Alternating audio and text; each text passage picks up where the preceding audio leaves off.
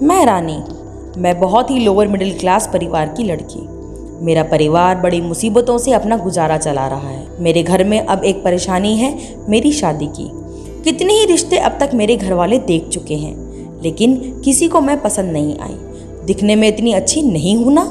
संस्कार और स्वभाव सब बाद में आते हैं, पहले रंग आता है, इसलिए अभी तक मेरी शादी नहीं हो पाई है। फिर एक दिन पिताजी को सामने से एक रिश्ता आया।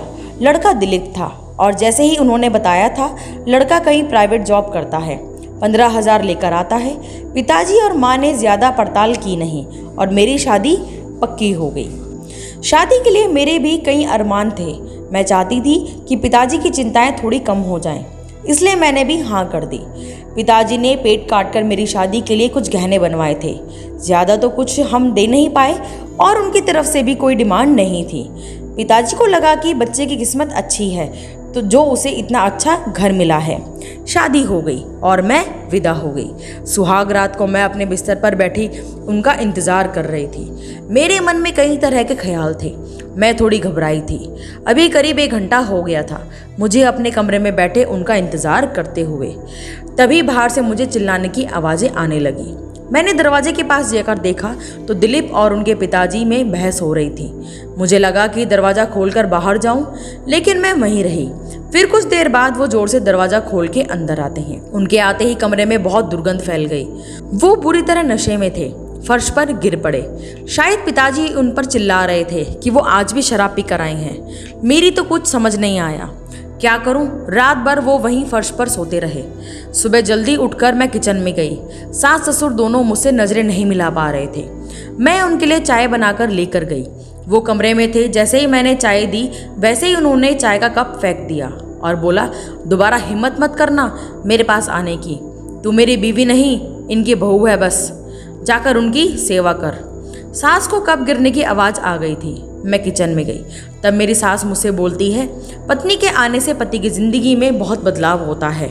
आने से कई बिगड़े आदमी सुधरते देखे हैं हमने। मैं कुछ नहीं बोली, सिर्फ इतना ही सोच रही थी कि यह मेरे साथ क्या हो गया। जिस बच्चे को उसके माता पिता नहीं बदल सके, उसे मैं कैसे बदल सकूंगी? ऐसे लड़के से किसी की शादी करना क्या सही है? वो भी सिर्फ इसलिए कि बेड़िया बात देने से वो सुधर जाएगा। वो अगली रात फिर कमरे में आए, मेरी तरफ देखा भी नहीं और सो गए। सुबह जब मैं उठी तब मेरे कमरे का कवाट खुला था। उसमें रखे मेरे गहने गायब थे। मैंने जाकर यह बात अपनी सास को बताई। वो ज़्यादा कुछ बोली नहीं, सिर्फ यही बोली कि अपनी चीज़ें तुम संभाल कर नहीं रख सकती क्या? दिलीप जी भी घर नहीं थे। मैं समझ गई कि वो ही शायद मेरे गहने भी लेकर गए हैं। उस पूरा दिन और पूरी रात वो घर ही नहीं आए। जी तो मेरा करा कि पिताजी को एक बार फ़ोन करके ज़रूर पूछ लूँ कि आपने किस लड़के के साथ मेरी शादी करवा दी है, लेकिन फिर मुझे लगा कि अब बोलने से क्या फ़ायदा। वो 3 दिन बाद घर पर आए। आते ही उनके और उनके पिताजी के बीच बहुत कहासुनी हुई।